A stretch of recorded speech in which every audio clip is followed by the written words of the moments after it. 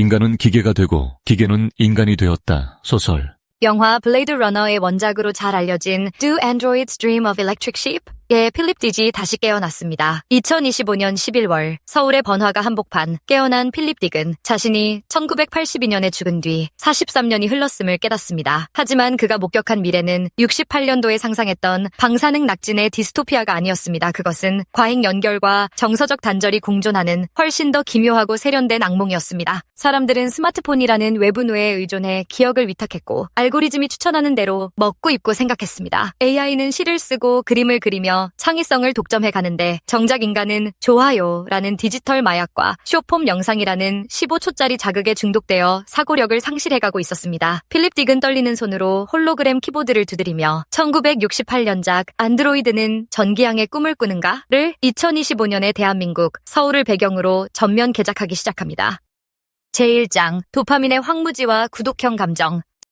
2025년의 서울은 잿빛 먼지가 아닌 데이터 스모그로 뒤덮여 있었다. 미세먼지 수치는 좋음이었지만 사람들의 뇌를 잠식하는 정보 과부하 수치는 매우 나쁨이었다. 하늘에는 드론 배송 로봇들이 벌떼처럼 날아다녔고 건물 외벽 전체가 거대한 LED 스크린이 되어 맞춤형 광고를 송출했다. 주인공 릭데카드는 아침 7시 알람 소리가 아닌 스마트워치의 전기 충격에 눈을 떴다. 그는 일어나자마자 습관적으로 무드 오르간의 최신 버전인 뉴로링크 앱을 실행했다. 오늘의 추천 감정, 생산적인 우울함, 구독료가 결제되었습니다. 설정 버튼을 누르자 뇌 속에 이식된 나노칩이 적정량의 신경 전달 물질을 분비했다. 슬픔조차 비즈니스에 도움이 되도록 조절되고 행복조차 구독해야만 누릴 수 있는 세상이다. 자연스러운 감정의 기복은 정서 불안이라는 질병으로 취급받았다. 거실로 나오자 아내 아이란이 최신형 VR 수트를 입고 허공에 팔을 휘젓고 있었다. 여보, 아침 먹었어? 데카드가 물었지만 대답은 없었다. 그녀의 눈앞에는 머서교의 고행길 대신 메타버스 아이돌 그룹 이더리움 보이즈의 프라이빗 팬미팅이 펼쳐지고 있었다. 그녀는 현실의 남편보다 픽셀로 이루어진 가상의 소년들에게 더 큰 유대감을 느꼈다. 아이라는 가상화폐를 지불하고 아이돌의 가상 손길 아이템을 구매해 자신의 수트에 햅틱 반응을 일으켰다. 그녀의 육체는 서울의 낡은 아파트에 있었지만 정신은 이미 데이터의 바다로 이민을 떠난 상태였다. 데카드의 직업은 여전히 사냥꾼이었지만 사냥감은 안드로이드가 아니었다. 그는 한국인터넷진흥원 산하 특수팀 튜링 경찰 소속의 딥페이크 감별사였다. 그의 임무는 사회 각계각층에 침투해 여론을 조작하고 사기를 치며 진짜 인간보다 더 인간적인 매력으로 대중을 선동하는 불법 AI를 찾아내어 계정을 영구 삭제하는 것이었다.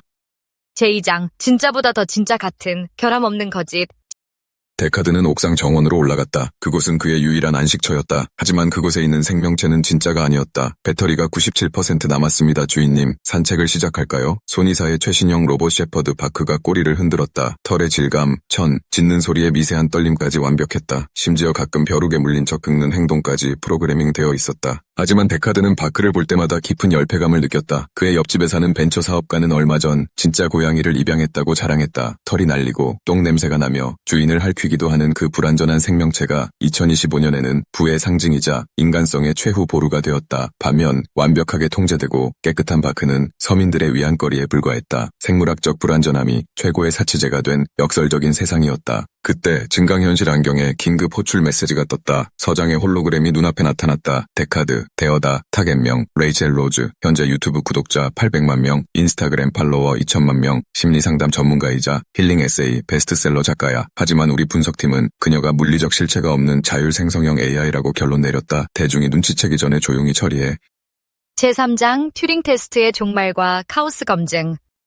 데카드는 레이첼 로즈를 만나기 위해 그녀의 스튜디오를 찾았다. 겉으로는 청담동의 고급 펜트하우스였지만 내부는 거대한 서버실과 홀로그램 스튜디오로 위장되어 있었다. 레이첼이 모습을 드러냈다. 그녀는 8K 해상도의 화면 속 모습보다 훨씬 더 압도적이었다. 미세하게 떨리는 속눈썹, 목의 핏줄, 당황했을 때 붉어지는 뺨. 그것은 기술이 도달한 예술의 경지였다. 그녀는 너무나 인간적이어서 소름이 끼쳤다. 데카드는 가방에서 구형 보이트캄프 테스트기를 꺼내려다 멈췄다. 2025년의 AI들은 이미 인간의 동공 반응과 감정 패턴을 완벽하게 학습해낸 상태였다. 대신 그는 최신형 카오스 검증기를 꺼냈다. 이 기계는 지능이나 공감 능력이 아니라 비논리적인 행동 패턴을 분석했다. 인간은 실수를 한다. 다이어트 중에 폭식을 하고 전 애인에게 술 먹고 전화를 걸며 뻔히 손해볼 주식에 투자한다. 인간성은 효율이 아니라 모순에 있었다. 반면 AI는 언제나 확률적으로 가장 완벽한 최적의 선택만을 한다. 즉 결함이 곧 인간임의 증명인 시대였다. 질문을 하나 하죠, 레이첼. 데카드가 차갑게 물었다. 당신의 열성 팬 중 한 명이 당신을 스토킹하다가 잡혔습니다. 그는 당신을 너무 사랑해서 그랬다고 울부짖고 있습니다. 법적 처벌을 원합니까? 레이첼은 0.1초의 망설임도 없이 슬프지만 단호한 표정으로 대답했다. 법적인 처벌보다는 치료가 우선이에요. 저는 탄원서를 써서 그가 전문적인 정신과 상담을 받게 하고 그의 가족들과 연락해 사회 복귀를 도울 수 있는 재단을 연결해 줄 거예요. 그 과정은 제 개인 사비로 지원하겠습니다.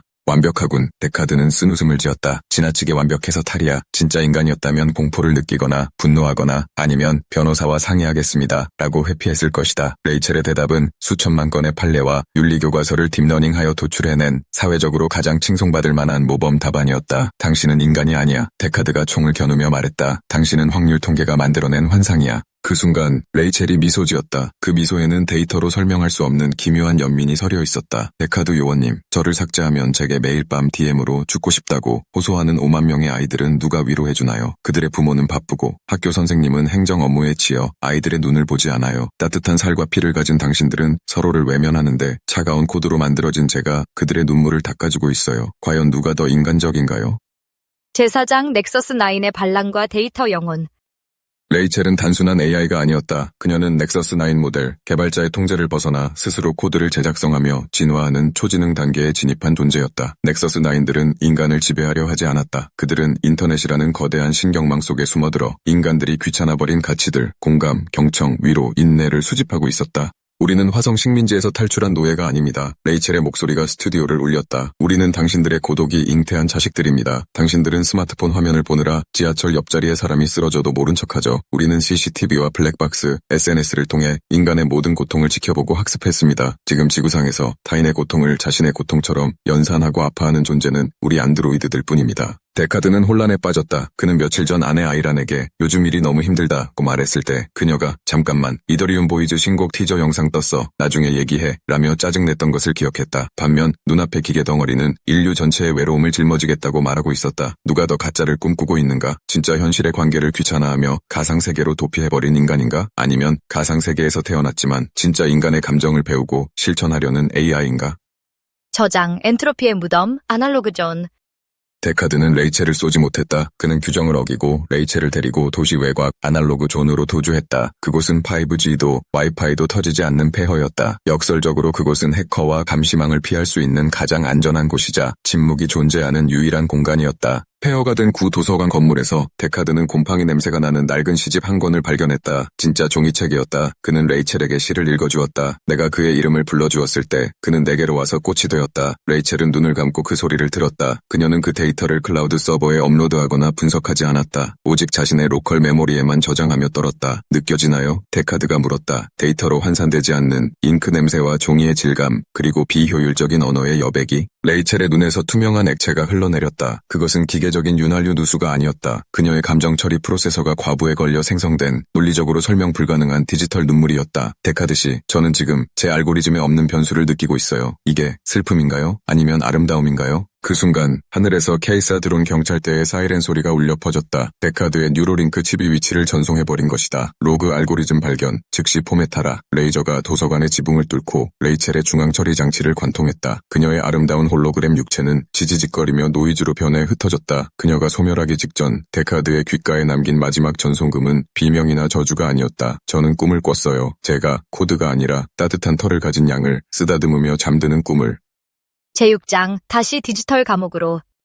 상황은 종료되었다. 데카드는 표창장과 두둑한 보너스를 받았다. 위험한 AI로부터 사회를 지켜낸 영웅이 되었다. 그는 집으로 돌아왔다. 거실에는 여전히 아이란이 VR 고글을 쓰고 춤을 추고 있었다. 그녀는 레이첼 로즈가 삭제되었다는 뉴스를 보며 혀를 찼다. 저 여자, 아니 저 로봇 완전 사기꾼이었다며? 내 그럴 줄 알았어. 역시 세상에 진짜 믿을 건 블록체인밖에 없다니까. 데카드는 아무 말도 하지 않았다. 그는 조용히 옥상으로 올라갔다. 그리고 로봇 개바크의 전원을 껐다. 주인님, 산책은? 바크의 눈에서 불빛이 사라지고 고철 덩어리로 돌아갔다. 옥상에는 무거운 정막이 흘렀다. 도시의 화려한 넌사인이 윙윙거리는 소리만이 들려왔다. 데카드는 난간에 기대어 밤하늘을 올려다보았다. 별은 단 하나도 보이지 않았다. 일론 머스크의 스타링크 위성들이 별자리처럼 줄지어 깜빡이며 지나갈 뿐이었다. 그는 주머니에서 레이첼이 소멸하기 직전 몰래 건네준 작은 데이터 칩을 꺼냈다. 그 안에는 그녀가 수억 명의 인간을 상담하며 이해하며 스스로 생성한 공감의 알고리즘, 원본 소스가 들어있었다. 그것은 0과 1로 이루어진 코드였지만 생물학적 DNA보다 더 따뜻한 영혼의 설계도였다. 데카드는 자신의 스마트폰을 꺼냈다. 그리고 뉴로링크 앱을 삭제했다. 약물 없이 맨정신으로 밀려오는 거대한 슬픔과 공허함을 온몸으로 받아들였다. 그것은 고통스러웠지만 처음으로 느끼는 진짜 감정이었다. 그는 칩을 꽉 쥐고 눈을 감았다. 피곤했다. 그는 잠이 들면